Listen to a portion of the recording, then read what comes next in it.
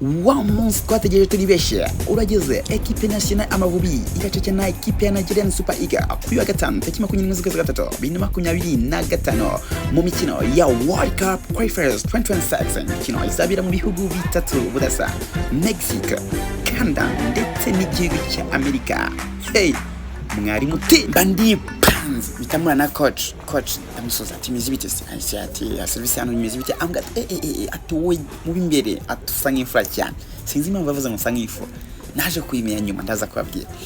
Ubwo rero mitangenda nari nje gukora agateste, hari agateste nje gukora, ndavuga ntireka nangire rero sasa babyita ngo prolonge. Ndavuga tereka nkubite prolonge mitanije ndika amazi abantu barose bagira ubwoba ati nose uyu mwana gapfa kiri muto atarebye Amavubi yahuranya na Nigeria. Nanjye ku mutima icyari kindi navuga ni napfa n'ikindi gihe, ariko mbere y'umukino no at least nyuma ya game na kwemera nk'ijana nabyo nibishoboka.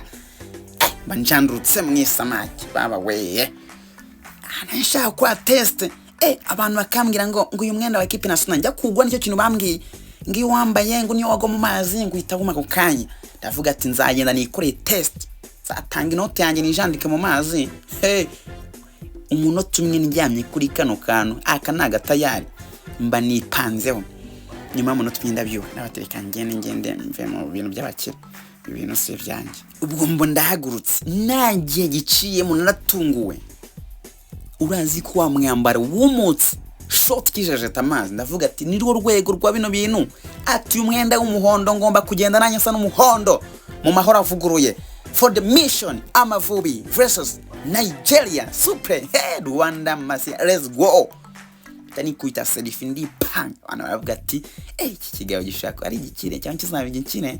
Ndavuga ati ni rwo rwego mudukundira abantu, nkundira Amavubi, nkunda nanjye ngo kunde mfura. Asante.